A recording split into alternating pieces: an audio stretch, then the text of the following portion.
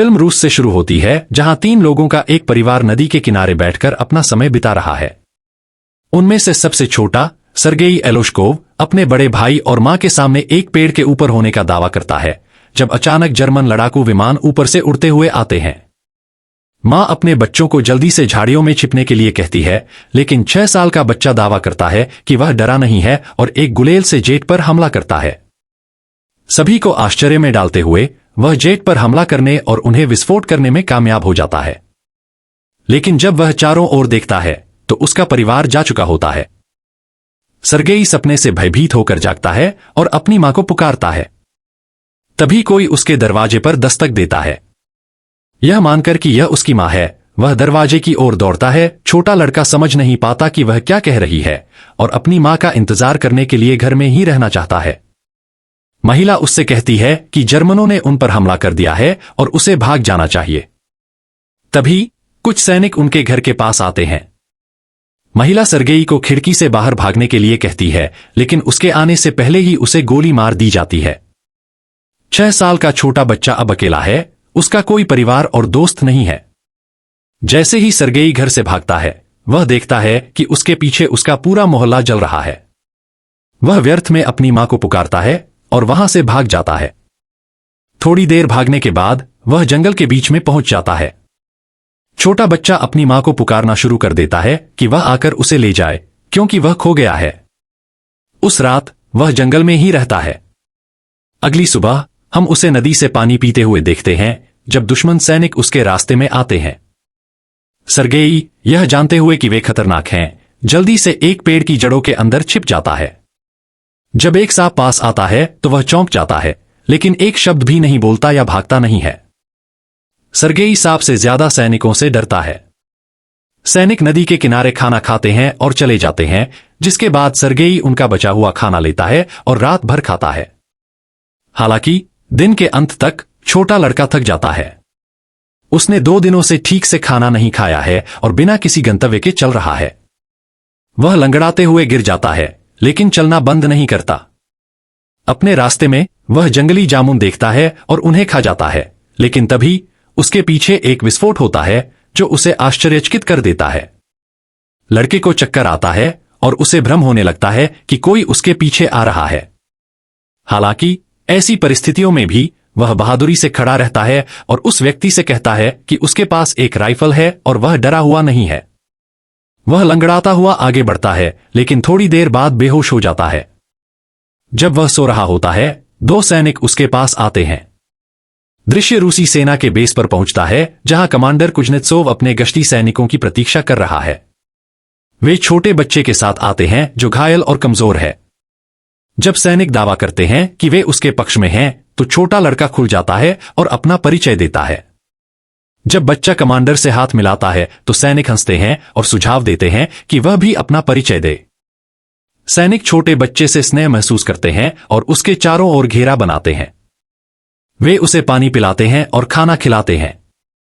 यहां तक कि अन्यथा ठंडे कमांडर भी बच्चे की देखभाल करते हैं। कात्या नाम की एक नर्स सर्गेई के घावों पर पट्टी बांधती है और उसके व्यक्तित्व से मंत्रमुग्ध हो जाती है। बच्चा उसे अपने घावों पर एक टैंक बनाने के लिए कहता है, क्योंकि वह बड़ा होकर एक सैनिक बनना चाहता है। यहां तक कि घायल सैनिक भी बच्चे से बात करते हैं और हल्का महसूस करते हैं। सर्गेई कमांडर की बंदूक और उसके बैच से मोहित हो जाता है। कमांडर भी छोटे लड़के के सभी सवालों के जवाब देता है और गोलियां निकालने के बाद उसे अपनी मानद पिस्तौल से खेलने देता है। सर्गेई उसे अपने पेट पर बना टैंक दिखाता है और खुद एक सैनिक होने का दावा करता है। लड़का बहुत जल्दी ठीक हो रहा है। नर्स कात्या कमांडर से लड़के को बटालियन के साथ रहने देने के लिए कहती है, लेकिन वह असहमत होता है, यह दावा करते हुए कि यह सुरक्षित नहीं होगा। वह सर्गेई को एक अनाथालय भेजना चाहता है। सैनिक अपना सारा खाली समय सर्गेई के साथ बिताते हैं। दिन भर में कई लोग उससे मिलने आते हैं। वे उसके लिए दूर से अपने परिवारों द्वारा भेजा गया भोजन लाते हैं और उसे अपनी दूरबीन से खेलने भी देते हैं। एक दिन एक सैनिक कमांडर के पास जाता है और उससे कहता है कि वह लड़के को बटालियन में रहने दे। सैनिकों का उस बच्चे के साथ गहरा रिश्ता बन जाता है और वे उसे अपना मानते हैं। उसकी मौजूदगी से उनके सीने से युद्ध का बोझ हल्का हो जाता है। हालांकि कमांडर अपनी सुरक्षा के लिए लड़के को अनाथालय भेजने पर अड़ा हुआ है। अगले दिन दुश्मन हमला करते हैं और कई सैनिक घायल हो जाते हैं। सर्गेई को अनाथालय ले जाने के लिए एक वाहन आता है। कमांडर बच्चे को खबर देता है और उसे उपहार के रूप में एक लकड़ी की मानद पिस्तौल देता है। लड़का बदले में उसे गले लगाता है और दावा करता है कि वह उसके लिए डर गया है। कमांडर की सुरक्षा। कमांडर उसके आलिंगन में पिघल जाता है और अपना मन बदल लेता है। वह सर्गेई से अपने बेटे के रूप में सैनिकों के साथ रहने के लिए कहता है। उस रात सैनिक छोटे लड़के के लिए छोटे सैनिक कपड़े ढूंढते हैं। वे सर्गेई को अपने साथ रखने के लिए बहुत खुश हैं। कमांडर सर्गेई को जगाता है और उसे कपड़े देता है। वह उन्हें पहनता है और एक असली सैनिक की तरह दौड़ता है। दूसरे उसे अपना छोटा सैनिक लड़का कहने लगते हैं। जैसे ही बच्चा इधर उधर दौड़ता है, जर्मन बटालियन पर हवाई हमला करते हैं। सैनिक जल्दी से सर्गेई को सुरक्षित स्थान पर ले जाते हैं और दूसरों से लड़ते हैं। घायल सैनिकों की संख्या तेजी से बढ़ती है। सर्गेई खुद को उपयोगी बनाना चाहता है। छोटा लड़का मदद करना चाहता है, लेकिन पढ़ना नहीं जानता।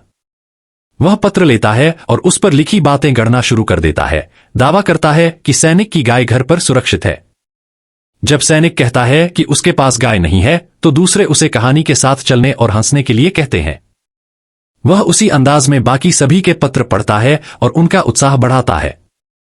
अगले दृश्य में हम कात्या और कमांडर को बात करते हुए देखते हैं। दोनों एक दूसरे के प्रति आकर्षित होते हैं, लेकिन अपनी भावनाओं को स्वीकार नहीं करते। बाद में सर्गेई कमांडर को बताता है कि वह बटालियन में अर्दली पद पर है और खुद को एक अर्दली के रूप में पेश करना शुरू करता है। हालांकि तब लड़का हमले में नष्ट हुए सैनिक के एक स्टेशन को देखता है। कमांडर उसे मृत सैनिक को सम्मान देने के लिए अपनी टोपी उतारना सिखाता है।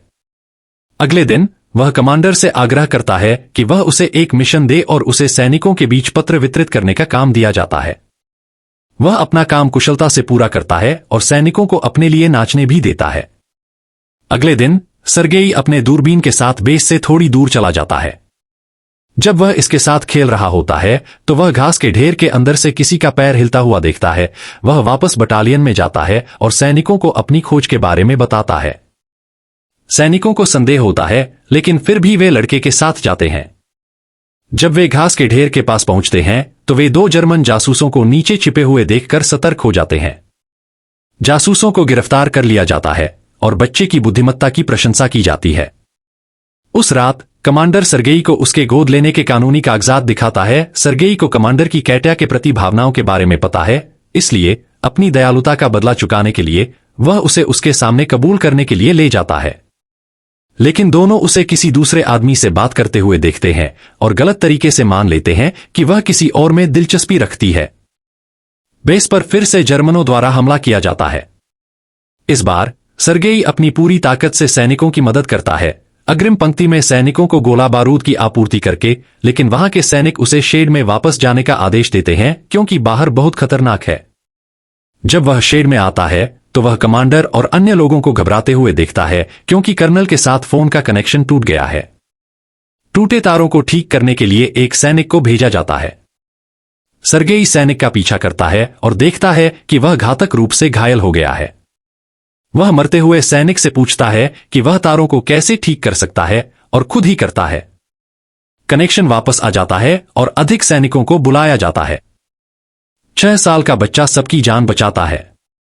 बाद में हम कमांडर और कात्या को नदी के किनारे बात करते हुए देखते हैं।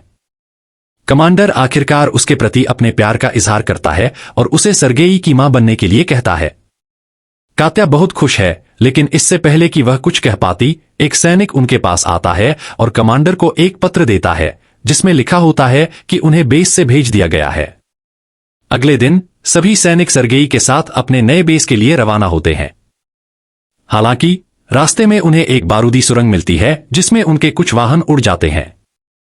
कमांडर घायल हो जाता है, जबकि समूह का अर्दली, जिसके साथ सर्गेई करीब था, विस्फोट में मर जाता है। वह रोता है और कमांडर को गले लगाता है। वे घायलों को अपने साथ ले जाते हैं और अपने नए बेस की यात्रा जारी रखते हैं। जब वे आखिरकार दूसरे बेस पर पहुंचते हैं, तो उनकी मुलाकात कमांडर के नेता जनरल से होती है। वह भी बच्चे की महत्वाकांक्षा से प्रभावित है और कमांडर को ऐसे होशियार बच्चे के लिए बधाई देता है। अगले दिन उनके डिवीजन को एक गार्ड बैनर से सम्मानित किया जाता है और लड़के को भी। जब जनरल उसे अपना बैच देता है तो वह अपने देश को बचाने का वादा करता है। एक रात उनके बेस पर क्रूरता से हमला किया जाता है और कमांडर खंडहर के नीचे फंस जाता है। सर्गेई अपने पिता के लिए रोता है और उसे बचाने की कोशिश करता है। वह अन्य सैनिकों को बुलाता है जो अंततः कमांडर को बाहर निकालते हैं। अगले दिन सर्गेई एक घायल कमांडर के पास जाता है। कमांडर को बचाने की कोशिश करते समय उसके हाथ चोटिल हो गए थे। बच्चा अब टीम का एक अविभाज्य हिस्सा है। उसके पास उनके अलावा कोई परिवार नहीं है और वे युद्ध में जहां भी जाते हैं वह वहां जाता है। फिल्म इस प्रकार समाप्त होती है। रेजिमेंट को दूसरे बेस पर जाते हुए देखा जाता है।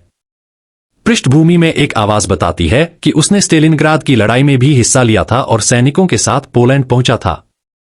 वह वर्तमान में दुनिया का सबसे कम उम्र का सैनिक माना जाता है और उसकी बहादुरी की पौराणिक कहानी अब पूरी दुनिया में फैल चुकी है। और वीडियो के लिए सब्सक्राइब करें और चैनल की मदद करने के लिए लाइक करें। देखने के लिए धन्यवाद।